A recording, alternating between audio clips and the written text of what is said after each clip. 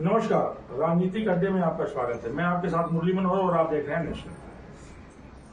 अंतिम चरण के चुनाव का नामांकन शुरू हो गया। आज 9 तारीख है, नामांकन में भी 2 दिन बीत गए। जैसे जैसे नामांकन की अंतिम तिथि नजदीक आती जा रही है, तमाम राजनीतिक दल के नेता, कार्यकर्ता, और अब तो यह भी देखने को मिल रहा है कि लोकसभा क्षेत्र में पड़ने वाले वो तमाम देवतुल्य मतदाता भी जो है अब सक्रिय होते हुए नजर आ रहे हैं, राजनीति में चर्चा ले रहे हैं। आज हम बातचीत करेंगे घोसी लोकसभा पे। घोसी लोकसभा का अंतिम नामांकन 14 मई को, 1 जून को यहां मतदान होना है, 4 को रिजल्ट भी आ जाएगा।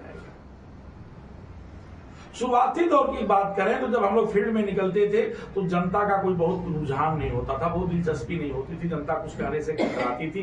जनता बार बार एक ही बात कह रही थी कि प्रत्याशी कंफर्म हो जाने दीजिए, नामांकन हो जाने दीजिए। लेकिन नामांकन की प्रक्रिया शुरू हो गई है, तस्वीर साफ हो गई है। इस चढ़ाव उतराव के साथ कि फला का टिकट कट रहा है, फला को टिकट मिल रहा है।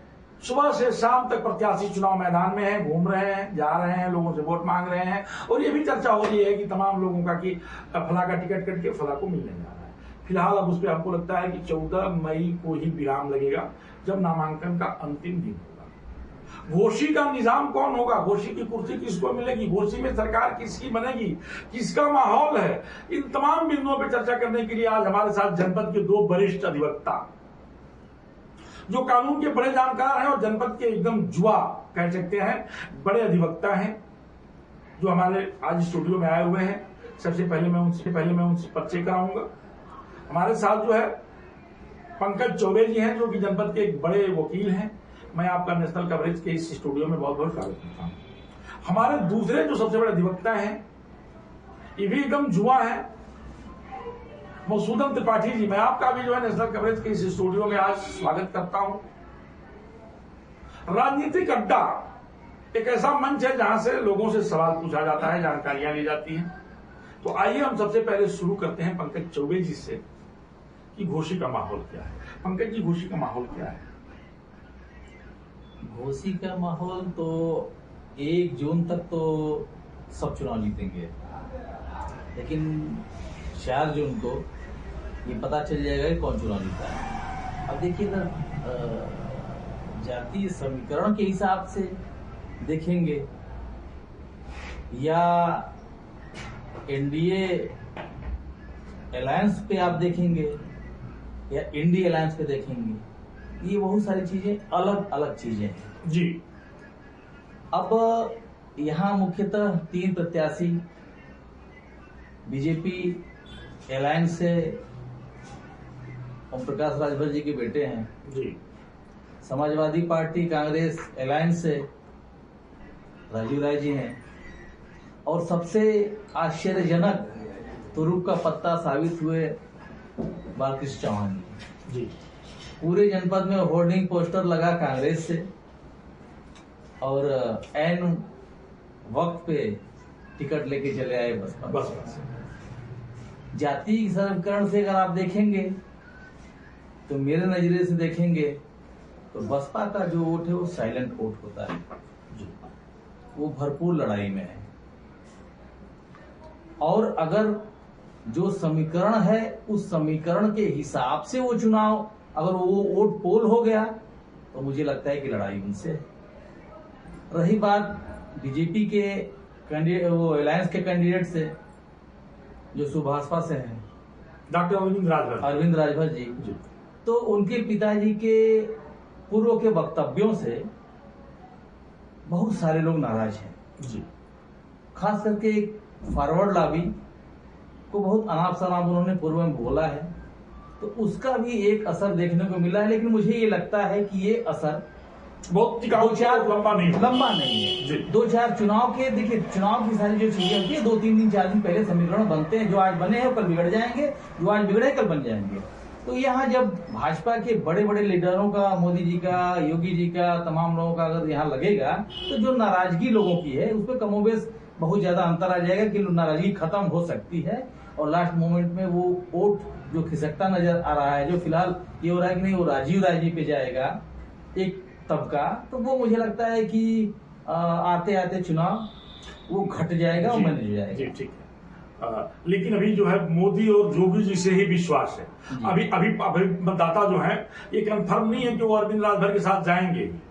ये कयास लगाया जा रहा है कि जब तक जोगी और मोदी जी का प्रोग्राम नहीं लगेगा इस मतदाताओं का कोई निर्णय नहीं हो सकता। देखिए मैं बता दूं जहां तक मेरा सोचना है कि अरविंद राजभर जी का इतना बड़ा कैडर नहीं है अभी घोसी में कि मतलब उनको जनता वोट देगी, पसंद करेगी। अगर उनको वो वोट मिलता है तो उनके जो कैडर के लोग हैं, उनकी जो पार्टी के हैं, उनके अलावा अगर किसी का वोट मिलता है तो योगी जी और मोदी जी के नाम पे मिलेगा, बीजेपी के नाम पे मिलेगा, ना कि अरविंद राजभर के नाम पे मिलेगा।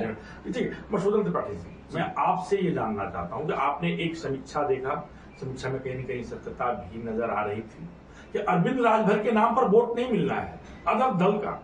बीजेपी के वो मतदाता उनसे जो नाराज हैं अरविंद राजभर के चेहरे पर और ओम प्रकाश जी के चेहरे पर वोट नहीं करेंगे जब तक कि मोदी और जोगी नहीं आएंगे। आप इसको कितना मानते हैं? देखिए, जो वर्तमान परिवेश है राजनीति का पूरे भारत में विगत 1 वर्षों से जो परिवेश बना है वो आज की डेट में या तो नरेंद्र मोदी या राहुल गांधी जी चुनाव का 2 ही मुद्दा बना हुआ है जी। और आज के परिवेश में जो हमारी मऊ घोसी की जो जनता है वो इंडिया बनाम एनडीए की लड़ाई लड़ रही है। इसमें कोई डाउट नहीं है कि इंडिया गठबंधन से राजीव राय जी हैं और एनडीए से डॉक्टर अरविंद राजभर जी हैं। अगर दोनों में कंपैरिजन किया जाए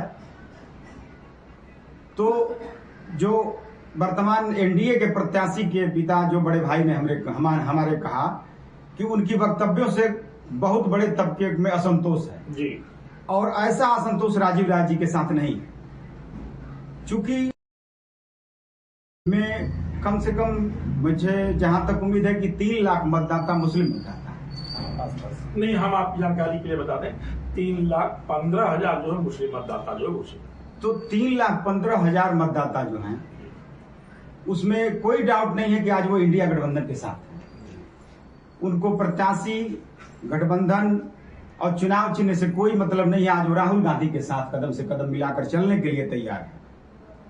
उसका नहीं ये राहुल गांधी के साथ चलने के लिए तैयार हैं या ये अखिलेश यादव का जो वाई और यम का समीकरण है उनके साथ चलने के लिए? बिल्कुल ये इंडिया गठबंधन वाई और यम फैक्टर भी उसी में चल रहा है। नहीं, इंडिया गठबंधन नहीं, ये सिर्फ अखिलेश यादव का है।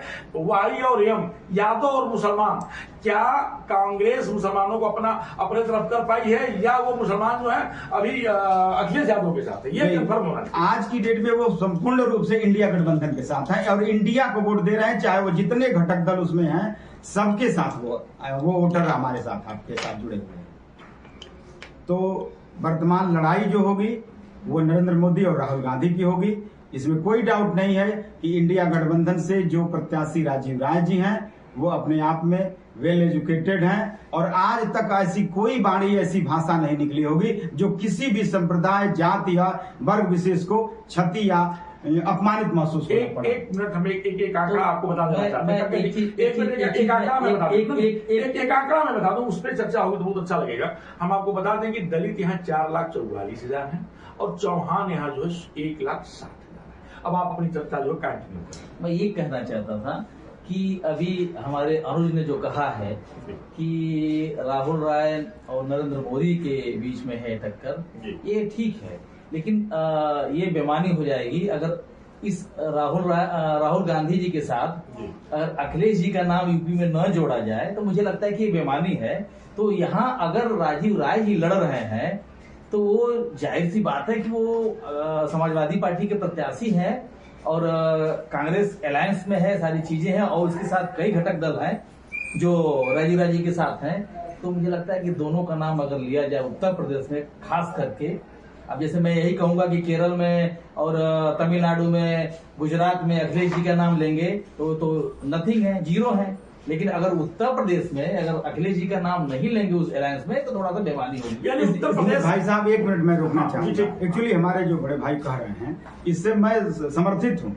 कारण उसका यह है कि उत्तर प्रदेश में आज के परिवेश में समाजवादी पार्टी सबसे बड़ी पार्टी के रूप में है और वो सबसे बड़े चेहरा माननीय अखिलेश यादव जी।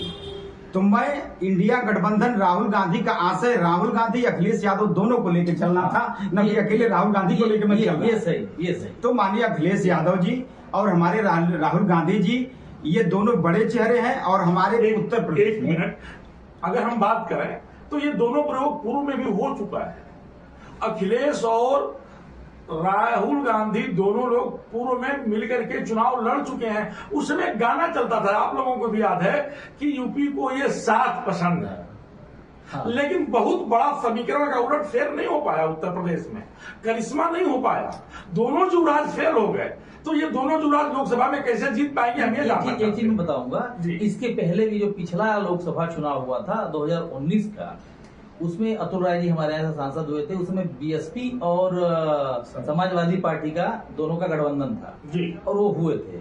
उन दोनों का वोट देख लिया जाए कि वोट मुझे लगता है समथिंग 5.5 लाख के आसपास शायद अतुल राय जी को मिला था जी। 1,22,000 मतों से चुनाव जीते, जबकि 1,22,000 से। और जबकि उस समय भी जबरदस्त ये हुआ था कि समाजवादी पार्टी की और बीएसपी की जबरदस्त तरीके से पैक्ट था और उस हिसाब से पूरा कैंपेनिंग भी की जा रही थी और बढ़िया वोट भी पोल हुआ था। लेकिन वोट कितना पहुंचा? 5.5 लाख। इस बार अलायंस कांग्रेस की है, उसमें बीएसपी नहीं है। तो अब अगर उस पर आप जाएंगे तो समाजवादी पार्टी का और बीएसपी का वोट डिवाइड हो जाएगा। रही बात MY फैक्टर, तो पिछले लोक विधानसभा चुनाव में फुल्ली MY फैक्टर चला, लेकिन सफलता नहीं मिली। तो मुझे लगता है, जहां तक एक मेरा जो नजरिया है, सोचने का जो तरीका है, मुझे लगता है कि जब कोई भी राजनीति में 1-2 वर्गों का ध्रुवीकरण होता है तो उस 2 वर्गों या 1 वर्गों या 3 वर्गों के अलावा जो बकिया वर्ग होते हैं वो सेंट्रलाइज हो जाते हैं एक जगह। उसका एक कहीं ना कहीं से उसका एक रिएक्शन होता है, एक कभी कभी नुकसान भी होता है। मधुसूदन जी, अगर हम बात करें तो पिछली बार की अगर लोकसभा की बात करें, 19 की बात करें, तो यही बालकृष्ण चौहान जो है कांग्रेस से चुनाव लड़े थे और 23,000 समथिंग इनको वोट मिला। 1996 में ये कल्पनाथ राय के उत्तराधिकारी बने और 1996 में बसपा ने इनको टिकट दिया और बसपा के टिकट से ही ये चुनाव जीते थे और कल्पनाथ राय के उत्तराधिकारी बने थे। सबसे बड़ी बात यह है, जिनको विकास पुरुष कहा गया है, उनके उत्तराधिकारी बालकृष्ण चौहान बने थे। तो बालकृष्ण चौहान को भी बहुत हल्के में लिया जा सकता है क्या इस लोकसभा के चुनाव में? देखिए, बालकृष्ण चौहान जी एक जमाना था कि राजनीति में उन्होंने बसपा के शासनकाल में एक अपना वर्चस्व बनाया और चौहान समाज को और बहुजन समाज पार्टी के जो मतदाता थे उनको एकजुट कर लिया जी। लेकिन आज की जो परिवेश है, माननीय बालकृष्ण चौहान जी जनता से दूर रहे और अपने आप को जब जनता से नेता दूर कर लेगा, उसके सुख दुख में शामिल नहीं रहेगा, तो उसको जनता नेता जल्दी नहीं स्वीकार करती है। पंकज जी, बहुत कम समय है, 30 सेकंड में हम आपसे जानना चाहते हैं कि इस लोकसभा के चुनाव में क्या एक बार पुनः दारा सिंह चौहान की प्रतिष्ठा दांव पर लग गई है बालकृष्ण के आने के बाद? मैं तो ये कह रहा हूँ कि दारा सिंह चौहान ही क्यों, फागू चौहान जी और रामविलास चौहान जी की प्रतिष्ठा दांव पे नहीं लगी हुई है। उनकी भी प्रतिष्ठा, अब मैं केवल उनको क्यों कहूंगा, एक वक्त चौहान वर्ग को क्यों कहूंगा? क्या मैं ये नहीं कह सकता कि हम माननीय AK शर्मा जी का भी प्रतिष्ठा दांव पे लगा हुआ है? AK शर्मा की बात मैंने इसलिए नहीं किया, मैं स्पष्ट कर देना चाहूंगा। आपने चौहान बिरादरी की बात करी ना। बालकृष्ण चौहान के प्रत्याशी बनने के बाद अगर बालकृष्ण चौहान प्रत्याशी नहीं बनते तो शायद दारा सिंह चौहान, फागू चौहान, महामहिम और इनका जो है रामविलास चौहान की प्री प्रतिष्ठा दांव पर नहीं लगती। देखिए, हम इस पे मैंने चर्चा की। प्रतिष्ठा की जहां तक बात है, अब एक पिछले मुझे लगता है कि 5-7 सालों में राजनीति में बहुत ज्यादा चेंजिंग आई है। अब वो बालकृष्ण चौहान जी हो, पंकज चौबे हो, मधुसूदन जी हो, चाहे कोई भी हो, किसी के जेब में ऐसा नहीं कि वो जेब निकालेगा और जेब में से पूरा वोट लाके बदल देगा। दुनिया पढ़ी लिखी हो गई, समाज पढ़ा लिखा हो गया है, अब वो किसी की प्रतिष्ठा नहीं देखता।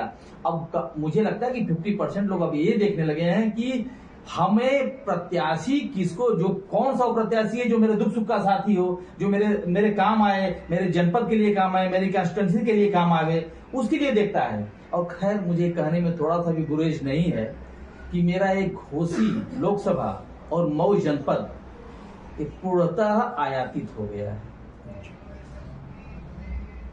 और ये सभी पार्टियों को सोचना चाहिए, ये सबको सोचने के पूर्णतः आयातित हो गया है। मुशर्रफ जी, बड़ा आरोप है आयातित हो गया है। खैर हम इस बात में चर्चा कर लेंगे। 30 सेकंड का समय आपके पास है। राजू राय 2014 से आज तक लगातार मैदान में बने हुए हैं, जनता के बीच में है, हारने के बाद भी घोसी नहीं छोड़ा और घोसी की जनता के लिए काम करता रहा। आपको क्या लगता है कि इसका लाभ उनको मिलेगा? बिल्कुल मिलेगा। कोरोना काल में हो, चाहे राजभर परिवार का जो विदेश में बना था उसको लाने की बात हो, चाहे शिक्षा की बात हो, गरीबों को शिक्षा की गोद लेने की बात हो, राजीव राय ने बढ़ चढ़ के हिस्सा लिया। जबकि जो वर्तमान प्रत्याशी आज माननीय ओम प्रकाश राजभर जी आकर के दाव ठोक रहे हैं, वह कभी भी जनता के बीच में जाने की बात नहीं कहे, कभी किसी बिरादरी में जाने का काम नहीं किए, और आज वह घोसी लोकसभा में अपने आप को सबसे बड़ा नेता घोषित करना चाहते हैं। वर्तमान में जो तत्कालिक मध्यावधि चुनाव हुई थी घोसी की, उसमें भी उन्होंने सारा तंत्र लगा दिया, लेकिन उनको हार का शिकस्त देखना पड़ा। जी। इसलिए राजीव राय आज की डेट में सबसे बड़े चेहरे हैं और हर समाज, हर व्यक्ति, हर संप्रदाय उनको आज गले से लगाने को तैयार है। इसलिए उनका परिवेश, उनकी मजबूती आज जनता के बीच में बनी हुई है। तो आप सुन रहे थे जनपद के दो बड़े अधिवक्ता पंकज चौबे जी को और मधुसूदन त्रिपाठी जी को। आप लोगों का स्पष्ट कहना था कि जनता जागरूक हो चुकी है, जनता जान चुकी है, और किसी भी नेता के पॉकेट में जनता नहीं है। जनता अपना सुख दुख जानती है और जनता अपना प्रतिनिधि भी चुन सकती है। अब देखना यह है 4 जून को कि घोसी का वजीर आलम कौन बनता है, घोसी की कुर्सी किसको मिलती है, कौन होता है घोसी का सरकार।